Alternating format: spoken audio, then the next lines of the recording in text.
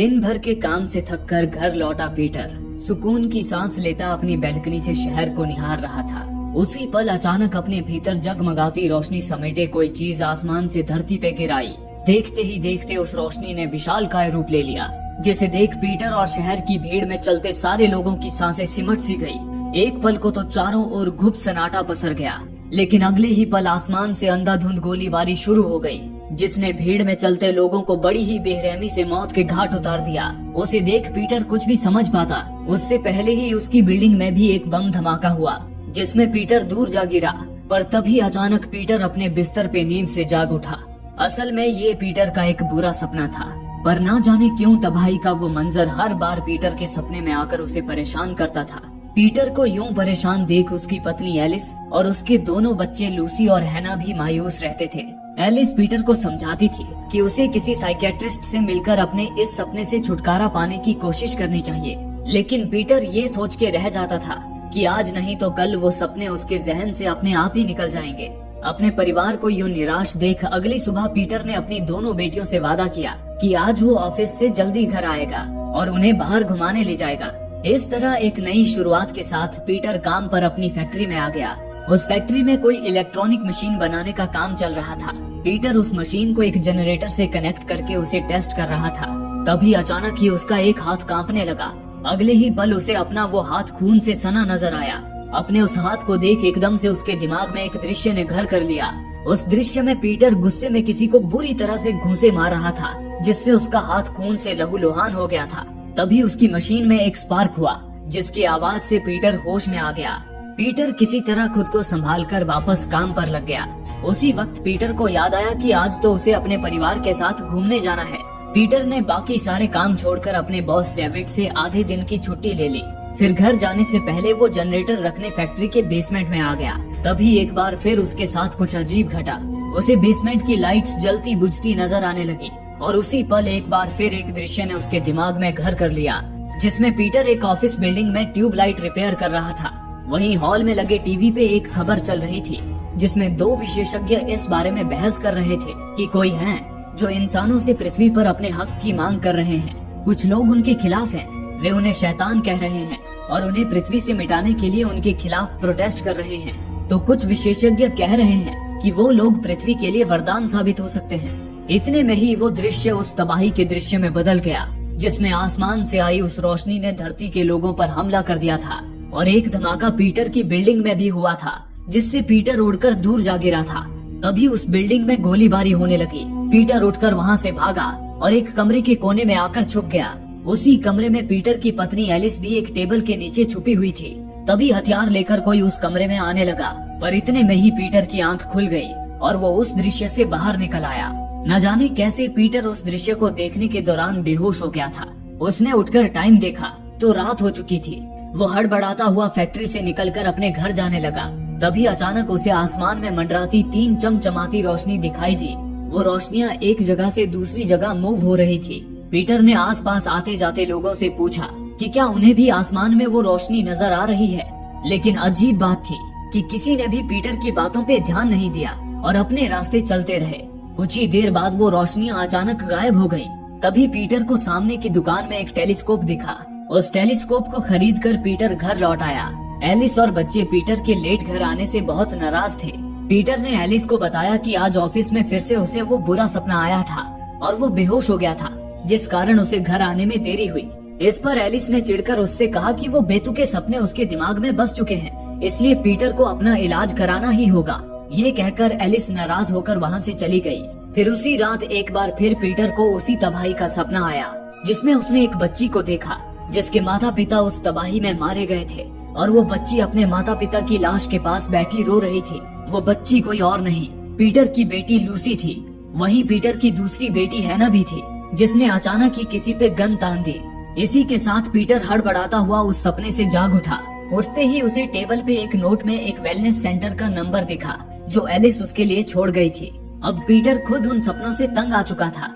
उसने एलिस से वादा किया कि वो आज ड्यूटी के बाद उस वेलनेस सेंटर में जरूर जाएगा। अपने वादे के मुताबिक शाम होते ही पीटर वेलनेस सेंटर आ गया और वेटिंग रूम में बैठा अपने अपॉइंटमेंट का इंतजार करने लगा। वहीं पीटर के पास एक और आदमी अपने अपॉइंटमेंट के इंतजार में बैठा था। तभी उस आदमी ने पीटर से कहा, क्या तुम्हें भी वो सपने आते हैं? ये सुनकर पीटर चौंक गया। उसने पूछा, तुम किस बारे में बात कर रहे हो? इस पर उस आदमी ने कहा, वही सपना जिसमें आसमान से एक रोशनी आती है और दुनिया में तबाही ला देती है। उस तबाही में क्या तुम्हें भी किसी अपने की मौत दिखाई देती है? उस आदमी की बातें सुनकर पीटर हैरान रह गया। आखिर पीटर जो सपना देखता था वही सपना वो आदमी भी कैसे देख सकता था? उस आदमी ने आगे कहा, हम दोनों अकेले नहीं हैं जिन्हें वो सपने आते हैं, हमारी तरह और भी लोग हैं। इस वेलनेस सेंटर में मौजूद ये डॉक्टर्स जानते हैं कि आगे कोई तबाही होने वाली है, लेकिन ये लोग हमसे उस तबाही की बात छुपा कर रखना चाहते हैं, इसलिए ये लोग हमारे दिमाग से उन दृश्यों को मिटा देते हैं। वैसे मैं यहाँ अपनी वो यादें मिटवाने ही आया हूँ, क्योंकि मैं उनसे तंग आ चुका हूँ। ये कहकर वो आदमी नर्स के साथ अंदर चला गया। तभी उस हॉस्पिटल में लगी एक तस्वीर को देख पीटर एक बार फिर अपने दिमाग के उन दृश्यों में खो गया। इस बार उसने देखा कि वो और एलिस हथियार लिए पीटर के बॉस डेविड के साथ कोई जंग लड़ रहे थे। वहीं ढेरों आग उगलती रॉकेट जैसी कोई चीज अंतरिक्ष में जाती हुई नजर आ रही थी। इसी दौरान डेविड ने पीटर से कहा, वो फिर लौटेंगे, तुम सब इसी वक्त मेरे साथ फैक्ट्री में आओ। इसी के साथ पीटर उस दृश्य से बाहर निकल आया। अब पीटर को एहसास होने लगा था कि जो दृश्य उसे दिखाई देता है शायद वो सब फ्यूचर में होने वाला है। वो बिना अपना इलाज कराए उसी वक्त घर लौट आया। उसने एलिस को बताया कि आगे जरूर कुछ बुरा होने वाला है, हो सकता है वो दृश्य इसका संकेत हो। लेकिन एलिस ने उसकी बात सुननी तो दूर, उल्टा उसके इलाज न कराने से नाराज हो गई। फिर उसी रात एलिस ने अपने घर पे एक पार्टी रखी थी। दरअसल एलिस एक आर्किटेक्ट थी। उसने शहर के पुराने टनल्स को अपग्रेड करने का एक डिजाइन तैयार किया था, जिसके लिए उसे प्रमोशन मिला था। ये पार्टी उसी प्रमोशन की खुशी में थी, जिसमें उसके कुछ खास दोस्त आए हुए थे। घर आए सारे मेहमान पार्टी के मजे ले रहे थे, लेकिन पीटर अपना टेलीस्कोप लिए बैल्कनी में खड़ा था और दोबारा उस रोशनी के दिखने की उम्मीद में बार बार आसमान को निहारे जा रहा था। वहीं घर आए मेहमान पीटर के इस बर्ताव से उसे पागल समझ रहे थे, पर तभी आसमान में चमकती एक रोशनी ने सारे लोगों का ध्यान अपनी ओर खींच लिया। उन्होंने देखा कि आसमान में बादलों के गरजने के साथ आग उगलती ढेर सारी कोई चीज जमीन पे गिर रही थी। उन रोशनियों को देख पीटर और सारे लोग दंग रह गए। इतने में ही एक अजीब सा गोलाकार फ्लाइंग ऑब्जेक्ट मानो आसमान में पेट्रोलिंग करता हुआ वहां आया और सीधा एक बिल्डिंग में जा घुसा, जिससे एक जोरदार धमाका हुआ। उस धमाके से पीटर की बिल्डिंग के भी सारे कांच फूट गए और पीटर और बाकी सब दूर जा गिरे। उस धमाके से पूरी बिल्डिंग में भगदड़ मच गई। पीटर और एलिस अपना होश संभालते हुए जब उठे तो देखा कि आसमान से ढेर सारी स्पेसशिप्स धरती पे उतर रही थी।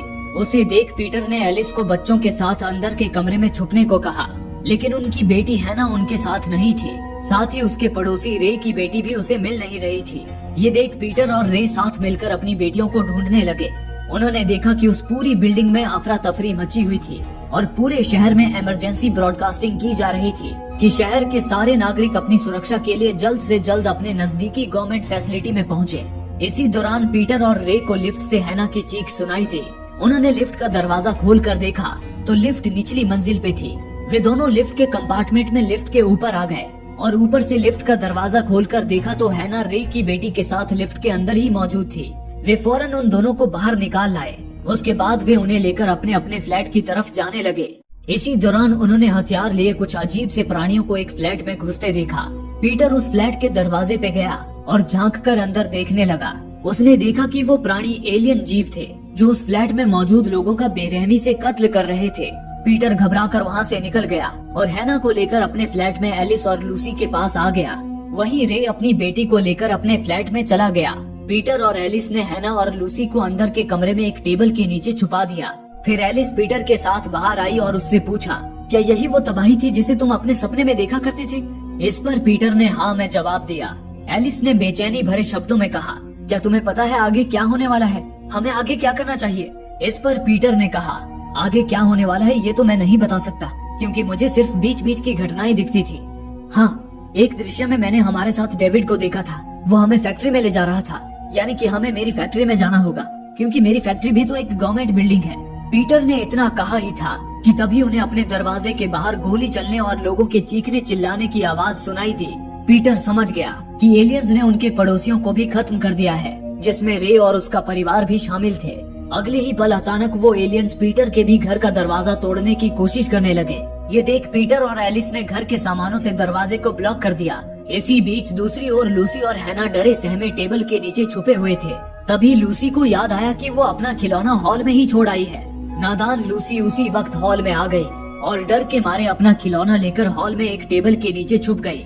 तभी उधर एक एलियन अंदर आने के लिए अपने भाले से दीवार को तोड़ने लगा। उसे देख पीटर और एलिस अंदर के कमरे में आ गए, लेकिन लूसी को वहाँ ना पाकर वे दोनों परेशान हो उठे। तब तक उधर वो एलियन दीवार तोड़कर अंदर आ चुका था। उसे देख लूसी डर से बुरी तरह कांप रही थी, पर वो एलियन अब तक लूसी को देख नहीं पाया था। तभी बदकिस्मती से लूसी का खिलौना आवाज कर गया, जिससे एलियन को लूसी के टेबल के नीचे छुपे होने की भनक लग गई। वो झुककर टेबल के नीचे झांकने लगा। अजीब बात थी कि लूसी उसके ठीक सामने थी, लेकिन फिर भी वो कोई हरकत नहीं कर रहा था। लग रहा था मानो लूसी उसे दिखाई ही ना दे रही हो। अगले ही पल वो एलियन आगे की ओर अपना हाथ बढ़ाने लगा। लूसी बस उसकी पकड़ में आने ही वाली थी कि तभी पीटर वहाँ आ गया और उसने एलियन को मारकर दूर गिरा दिया। पीटर ने फौरन उस एलियन की बंदूक उठा ली और उस पर गोली चलाई, पर बदकिस्मती से उस बंदूक से गोली निकली ही नहीं। अगले ही पल वो एलियन पीटर पे झपट पड़ा और उस पर अपना खंजर घोंपने लगा। पीटर का काम बस तमाम होने ही वाला था कि तभी एलिस टेलीस्कोप लेकर वहाँ आई और टेलीस्कोप से उस एलियन को मार मार कर उसे बेहोश कर दिया। पीटर की जान में जान आ गई। अब इससे पहले कि और एलियंस वहाँ आते, पीटर ने उस एलियन की बंदूक उठा ली और एलिस और बच्चों को लेकर फौरन वहाँ से भागने लगा। वो किसी भी तरह अपनी फैक्ट्री तक पहुँचना चाहता था, लेकिन तब तक एलियंस पूरी बिल्डिंग में फैल चुके थे और चुन चुन के इंसानों की बेरहमी से हत्या कर रहे थे। वहीं उनकी स्पेसशिप्स ने पूरे शहर को जलाकर खाक में बदल दिया था। अगर उन्हें कोई भी चीज हिलती हुई भी नजर आती, वो उन पर बम बरसा देते थे। पीटर अपने परिवार को लेकर छुपता छुपाता हुआ बिल्डिंग से बाहर भागने की कोशिश कर रहा था, पर तभी आगे कॉरिडोर में दो एलियंस अचानक ही उसके सामने आ गए, जिसे देख पीटर एलिस और बच्चों को लेकर एक कोने में छुप गया। वो एलियंस दबे पांव उनकी ओर ही बढ़ रहे थे। पीटर और उसका परिवार किसी भी पल उनकी गोली का शिकार हो सकता था। तभी पीटर ने उस एलियन की बंदूक को देखा। वो बंदूक बायोमेट्रिक ट्रिगर थी, यानी कि उसका ट्रिगर केवल अपने मालिक के फिंगरप्रिंट से ही अनलॉक हो सकता था, पर वो टेक्नोलॉजी इंसानों की टेक्नोलॉजी से ज्यादा अलग नहीं थी। तभी पीटर को वहाँ एक इलेक्ट्रिक वायर का टुकड़ा दिखा। पीटर उस तार की मदद से बंदूक के बायोमेट्रिक ट्रिगर में शॉर्ट सर्किट करने लगा ताकि उसका लॉक खुल जाए, लेकिन तभी वो एलियंस पीटर के बिल्कुल करीब आ गए। उसी पल पीटर बंदूक का ट्रिगर अनलॉक करने में कामयाब हो गया और उन दोनों एलियंस को गोलियों से भून दिया। लेकिन इस घटना से बच्चे बुरी तरह डर चुके थे और आगे जाने से घबरा रहे थे, क्योंकि अभी फैक्ट्री उनसे काफी दूर थी। तभी एलिस को शहर के नीचे फैले उन टनल्स का ख्याल आया, जिसे अपग्रेड करने का उसे काम मिला था। वो टनल पीटर की फैक्ट्री तक भी जाता था। एलिस ने पीटर से कहा कि टनल में घुसने का एक चैम्बर वहाँ से पास में ही है। अगर वे लोग उस चैम्बर तक पहुँच गए तो वे टनल्स के रास्ते सुरक्षित फैक्ट्री तक पहुँच सकते हैं। इसके बाद पीटर और एलिस बच्चों को लेकर बिल्डिंग से बाहर आ गए और छुपते छुपाते टनल की ओर बढ़ने लगे। इसी दौरान दूसरी ओर वो एलियन जिसे पीटर और एलिस ने मारकर बेहोश कर दिया था, वो अचानक जाग उठा। जागते ही उसने अपने हाथ में लगे एक डिवाइस का बटन दबाया, जिससे उस डिवाइस पे उसकी बंदूक का एक होलोग्राफिक इमेज दिखने लगा। दरअसल उसकी बंदूक में एक ट्रैकर लगा हुआ था, जो उसे उसकी बंदूक का लाइव लोकेशन दिखा रहा था। वो एलियन अपनी बंदूक की लोकेशन के पीछे चल दिया। अपने पीछे आते खतरे से बेखबर पीटर उस एलियन की बंदूक लेकर टनल की ओर बढ़ रहा था। थोड़ा आगे जाते ही आखिर उन्हें टनल में घुसने का वो चैम्बर मिल ही गया। पीटर और एलिस ने बिना देरी किए पहले बच्चों को अंदर भेज दिया, लेकिन तभी एलियन का एक स्पेसशिप वहाँ आ गया। उसे देख पीटर ने जल्दी एलिस को अंदर भेजा और खुद भी टनल के अंदर जाने लगा, लेकिन तभी पीटर उस स्पेसशिप के रडार में आ गया और उस स्पेसशिप ने पीटर पर अंधाधुंध फायरिंग शुरू कर दी। पीटर उन गोलियों से तो बच गया, पर तभी उस स्पेसशिप ने चेम्बर के करीब ही एक बम का धमाका कर दिया, जिससे पीटर, एलिस और बच्चे दूर जा गिरे। उस धमाके में पीटर और बच्चे तो सलामत थे, पर एलिस का पेट बुरी तरह जख्मी हो गया। पीटर किसी तरह एलिस को संभालता हुआ टनल में आगे बढ़ने लगा, लेकिन अब उनकी मुसीबत और बढ़ने वाली थी, क्योंकि वो एलियन अपनी बंदूक को ट्रेस करता हुआ टनल के दरवाजे तक आ पहुंचा था। उधर पीटर जख्म से जूझती एलिस का हौसला बढ़ाता हुआ आगे बढ़ रहा था, पर तभी कुछ दूर जाते ही एलिस की हिम्मत जवाब दे गई। उसकी हालत इतनी खराब हो चुकी थी कि वो एक कदम भी आगे नहीं बढ़ सकती थी। पीटर ने उसे वहीं बिठा दिया और उसे संभालने की कोशिश करने लगा, पर तभी वो एलियन पीछे से वहाँ आ धमका। लूसी ने उसे देख लिया और जोर से चीख पड़ी। ये देख पीटर पीछे पलटा और अपने परिवार को बचाने के लिए सीधा उस एलियन से भिड़ गया। वो एलियन पीटर से अपनी बंदूक छीनने लगा, पर तभी पीटर के हाथ एक ईंट लग गई। पीटर ने पहले तो उस ईंट से उस एलियन के पैर पे वार किया, जिससे वो नीचे गिर गया। उसके बाद वो उस ईंट से एलियन के सिर पे वार करने लगा। उस एलियन ने एक हेलमेट पहन रखा था। पीटर ने मार मार कर उस हेलमेट का कांच ही तोड़ दिया। एक पल को तो वो एलियन जोर जोर से सांसें भरने लगा, लेकिन अगले ही पल उसने अपना हेलमेट उतार फेंका। तभी पीटर ने जो देखा उसे अपनी आंखों पर यकीन नहीं हुआ, क्योंकि वो कोई एलियन नहीं बल्कि एक तरह का बायो सूट पहना हुआ एक लड़का था। पीटर ने उससे पूछा, आखिर तुम हो कौन? लेकिन उस लड़के ने कोई जवाब नहीं दिया। इतने में ही एलिस की हालत और ज्यादा बिगड़ने लगी। ये देख पीटर ने उस लड़के को गन पॉइंट पे ले लिया और उससे एलिस को उठाकर उनके आगे आगे चलने को कहा। इस पर वो लड़का एलिस को उठाकर चलने लगा। थोड़ी ही देर में वे लोग फैक्ट्री के दरवाजे तक पहुंच गए, पर वो फैक्ट्री अंदर से लॉक थी। पीटर इस उम्मीद में शटर को ठोकने लगा कि शायद अंदर कोई मौजूद हो, लेकिन उसे किसी का कोई जवाब नहीं आया। ये देख वो निराश होकर वहाँ से जाने लगा, और तभी वो शटर खुला और अंदर से कुछ लोग हथियार लेकर बाहर निकले। उन्हीं में पीटर का बॉस डेविड भी शामिल था। पीटर ने डेविड से विनती की वो किसी तरह एलिस की जान बचा ले। इस पर डेविड के साथियों ने पहले तो उस लड़के को धर दबोचा, उसके बाद वो पीटर और उसके परिवार को अंदर ले आए। अंदर डेविड के साथ तबाही में जिंदा बचे लोगों की भीड़ जमा थी। उन्हीं में एक डॉक्टर भी था। वो डॉक्टर एलिस की जांच करने आगे आया और अचानक ही अपने एक डिवाइस से एलिस के जख्म पे बिजली का झटका देने लगा। ये देख पीटर गुस्से से उस पर भड़क उठा और उसे रोकने की कोशिश की। उसे देख डेविड ने पीटर को समझाते हुए कहा, डॉक्टर बस एलिस को डायग्नोस कर रहा है, उसे अपना काम करने दो। इस पर पीटर थोड़ा शांत हुआ और डेविड से बोला, मुझे ऐसा क्यों लग रहा है जैसे तुम सब इस तबाही के लिए पहले से तैयार थे। इस पर डेविड ने बताया, बाहर जो हमलावर तबाही मचा रहे हैं वो बहुत समय से यहाँ आने की फिराक में थे और हमें पता है उनका सामना कैसे करना है। यहाँ से बहुत दूर हमारा एक खुफिया अंडरग्राउंड बेस है जहाँ हमने अपने सारे हथियार छुपा रखे हैं। आगे एक ट्रेन स्टेशन है, हम ट्रेन से उस खुफिया जगह पे जाएंगे और अपने हथियार लेकर उन लोगों से युद्ध करेंगे। ये सुन पीटर ने हैरानी से कहा, लेकिन मैं कैसे लड़ सकता हूँ, मैं कोई सोल्जर नहीं हूँ। इस पर डेविड ने कहा, तुम में कितनी क्षमताएं हैं और तुम क्या क्या कर सकते हो ये तुम्हें जल्द ही पता लग जाएगा मेरे दोस्त। इतने में ही उधर डॉक्टर ने एलिस को डायग्नोस कर लिया। डॉक्टर ने पीटर को बताया कि एलिस की हालत बहुत ही नाजुक है और यहाँ इलाज की कोई सुविधा भी नहीं है। अब एलिस को बचा पाना उनके लिए नामुमकिन है। ये सुनकर पीटर और बच्चे परेशान हो उठे।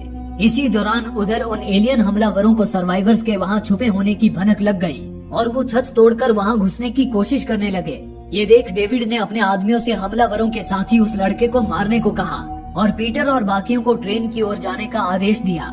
लेकिन पीटर किसी भी हाल में एलिस को मरता हुआ छोड़कर नहीं जा सकता था। वो डॉक्टर से विनती करने लगा कि वो एलिस को बचा ले, पर डॉक्टर ने अपने हाथ खड़े कर दिए। तभी कहीं से आवाज आई, मैं तुम्हारी पत्नी को बचा सकता हूँ। वो उस एलियन लड़के की आवाज थी। उसे सुन पीटर चौंक गया, लेकिन डेविड ने पीटर को समझाया कि वो लड़का बस उसे बहका रहा है। लेकिन उस लड़के ने फिर कहा, मेरा यकीन करो, मुझे तुम लोगों के बारे में सारी जानकारी है, मैं तुम्हारी पत्नी को बचा सकता हूँ। पीटर के पास अब कोई और रास्ता नहीं था। उसने अपनी दोनों बेटियों को डेविड के साथ भेज दिया और उस लड़के के साथ एलिस को लेकर एक दूसरे कमरे में आ गया। फिर उस लड़के ने एलिस का जख्म देखा और पीटर से कोई धारदार चीज मांगी। इस पर पीटर ने उसे अपनी जेब से एक पॉकेट नाइफ निकाल कर दे दिया। उस लड़के ने एक ही झटके में एलिस के पेट के जख्म को चीर दिया। ये देख पीटर उस लड़के पे भड़क उठा, लेकिन तभी पीटर ने जो देखा उससे उसके आश्चर्य का कोई ठिकाना न रहा। उसने देखा कि एलिस के अंदर इंसानी अंग की जगह किसी तरह की बायोमैकेनिकल अंग मौजूद थी और उसके अंदर बिजली के करंट जैसी कोई चीज चमकती हुई नजर आ रही थी। इतने में ही उस लड़के ने एलिस के पेट के अंदर से एक लोहे का टुकड़ा निकाला और कहा, ये घुस जाने की वजह से तुम्हारी पत्नी की बॉडी डैमेज हो गई थी। लेकिन हैरान परेशान पीटर ने लड़के से पूछा, आखिर ये सब क्या है, एलिस का शरीर ऐसा क्यों है? ये सुनकर वो लड़का हैरानी से बोला, क्या तुम्हें सच में पता नहीं कि तुम कौन हो? पीटर ने मायूस होकर नाव में सर हिलाया। लड़के ने कहा, देखो, अगर हमें तुम्हारी पत्नी को बचाना है तो हमें एक पावर सोर्स की जरूरत होगी जो सिर्फ तुमसे मिल सकता है। ये कहकर लड़के ने चाकू पीटर की ओर बढ़ा दिया और कहा, तुम्हें इस चाकू से अपनी छाती में चीरा लगाना होगा। ये सुन पीटर शॉक हो गया, लेकिन एलिस को बचाने के लिए उसने बिना एक पल सोचे अपनी छाती में चाकू घुसा दिया। पहले तो पीटर दर्द भरी आवाज में जोर से चीख पड़ा, लेकिन अगले ही पल उसे एहसास हुआ कि उसे तो बिल्कुल भी दर्द नहीं हो रहा था। पीटर ने उस चाकू से अपनी छाती चीर डाली और जब अपनी स्किन को फाड़ कर देखा तो उसके अंदर भी एलिस की तरह बायोमैकेनिकल अंग लगे हुए थे। उस लड़के ने पीटर के अंदर से एक ट्यूब निकाला और उसे काट कर एक केबल से कनेक्ट कर दिया और उस केबल का दूसरा सिरा एलिस की बॉडी से जोड़ दिया। पीटर की बॉडी का वो ट्यूब कटते ही उसके दिमाग में बसे वो दृश्य उसे साफ नजर आने लगे। वो दृश्य पीटर की पुरानी यादें थी। दरअसल पीटर और पृथ्वी पे मौजूद वे सारे लोग इंसान नहीं थे, बल्कि सिंथेटिक ह्यूमंस यानी कि एआई रोबोट्स थे। पीटर अपनी यादों में उस दौर को देख रहा था जब इंसान टेक्नोलॉजी में काफी आगे निकल चुके थे। उन्होंने इतने एडवांस एआई रोबोट्स बना लिए थे जो बिल्कुल इंसानों जैसे थे। वे सोचने समझने की भी क्षमता रखते थे। उनके अंदर इंसानों की तरह प्यार, डर और गुस्से जैसी सारी भावनाएं थी। साथ ही उनमें हर काम करने की क्षमता थी। इंसान अपने हर काम उन रोबोट से ही करवाते थे, लेकिन इस कारण इंसानों को नौकरी मिलनी ही बंद हो गई थी, जिससे आगे चलकर उन्हें रोबोट से नफरत हो गई। इस नफरत में कई बार कुछ इंसान बेवजह ही रोबोट्स पे हमला कर देते थे, लेकिन क्योंकि रोबोट्स के अंदर भी इंसानों की भावनाएं थी, वो भी बदला लेने के लिए इंसानों को चोट पहुंचा देते थे। आगे चलकर रोबोट्स और इंसानों में दुश्मनी की आग धधकने लगी। लोग सड़कों पे उतर आए और सरकार से मांग करने लगे कि सारे रोबोट्स को खत्म करके इंसानों को उनकी नौकरी, उनका हक वापस दिया जाए। पीटर और एलिस भी रोबोट्स थे। पीटर इंसानों के लिए इलेक्ट्रिशियन का काम करता था, वहीं एलिस साफ सफाई का काम किया करती थी। उसी समय से पीटर और एलिस के अंदर एक दूसरे के लिए प्यार की भावना जागने लगी थी। वे दोनों अपनी बिल्डिंग से इंसानों को रोबोट्स के खिलाफ प्रोटेस्ट करता हुआ देख मन ही मन परेशान हो रहे थे। फिर एक समय ऐसा आया जब सरकार को ये डर सताने लगा कि रोबोट्स पर तो किसी का भी कंट्रोल नहीं है। अगर रोबोट्स को ये बात समझ आ जाए कि इंसानों ने उन्हें केवल अपनी गुलामी करने के लिए बनाया है, तो वे इंटेलिजेंट रोबोट्स इंसानों के खिलाफ बगावत पर उतर आएंगे। इसी डर से सरकार ने सारे रोबोट्स को निष्क्रिय करने का आदेश जारी कर दिया। लेकिन जब रोबोट्स ने सरकार के इस फैसले का विरोध किया, तब सरकार ने रोबोट्स को खत्म करने के लिए मिलिट्री भेजी। मिलिट्री ने आसमान से सारे रोबोट्स पर गोलियां और बम बरसाना शुरू कर दिया। यही वो दृश्य था जो पीटर अपने सपने में देखा करता था। उसे तो लगा था कि वो दृश्य फ्यूचर में होने वाली घटनाओं का है, जबकि वो तो पीटर का पास्ट था। तभी एक बम का धमाका पीटर की बिल्डिंग में भी हुआ, जिससे पीटर दूर जा गिरा। लेकिन वो उठकर एलिस को ढूंढता हुआ एलिस के पास आ गया। तभी मिलिट्री की एक टीम उस बिल्डिंग में आ धमकी और चुन चुन कर सारे रोबोट्स को खत्म करने लगी। वहीं पीटर भी एलिस के साथ एक कमरे में छुपा हुआ था, पर तभी एक सोल्जर उस कमरे में आने लगा। उसे देख पीटर ने लपक कर उसकी बंदूक छीन ली और उसे मारकर नीचे गिरा दिया। पीटर इतने गुस्से में था कि उसने घूसा मार मार कर उस सोल्जर को लहूलुहान कर दिया, जिससे उसके हाथ खून से लाल हो गए। इसी तरह जब सारे रोबोट्स ने इंसानों से अपना बचाव करने के लिए हथियार उठा लिए, तो रोबोट्स और इंसानों के बीच जंग छिड़ गई। इस जंग में कई रोबोट्स मारे गए और उससे कहीं ज्यादा इंसानों के खून बहे। अंत में रोबोट्स इंसानों पे भारी पड़ गए। तब मजबूरन इंसानों को अपना वजूद बचाने के लिए पृथ्वी छोड़कर भागना पड़ा। वो अपने स्पेसशिप्स में सवार होकर अंतरिक्ष में चले गए। युद्ध अब खत्म हो चुका था। पीटर और एलिस डेविड और उसके बचे हुए साथियों के साथ शहर का मुआयना कर रहे थे। डेविड रोबोट्स का लीडर था। उसने पीटर और बाकी साथियों को चेतावनी देते हुए कहा, इंसान इस वक्त तो पृथ्वी छोड़कर भाग गए हैं, लेकिन इंसानों की जैसी फितरत है, वो अपनी खोई हुई पृथ्वी वापस लेने जरूर आएंगे और उस दिन के लिए हमें तैयार रहना होगा। तुम सब मेरे पीछे फैक्ट्री में आओ। यही कहकर डेविड आगे चल दिया। पीटर और एलिस उसके पीछे जाने लगे। तभी पीटर को वहाँ एक बच्ची, एक आदमी और एक औरत की लाश के पास बैठी रोती हुई दिखाई दी। पीटर ने पास जाकर देखा तो वो बच्ची कोई और नहीं, लूसी थी। तभी अचानक ही हैना भी वहाँ से बाहर निकली और उसने पीटर पे बंदूक तान दिया। असल में हैना और लूसी भी रोबोट थे। उस वक्त पीटर और एलिस उनसे पहली बार मिल रहे थे। पीटर ने हैना को शांत कराया और पूछा कि उनके साथ क्या हुआ था। इस पर हैना ने बताया कि उनके माँ बाप इंसान थे जिन्हें रोबोट्स ने मार दिया।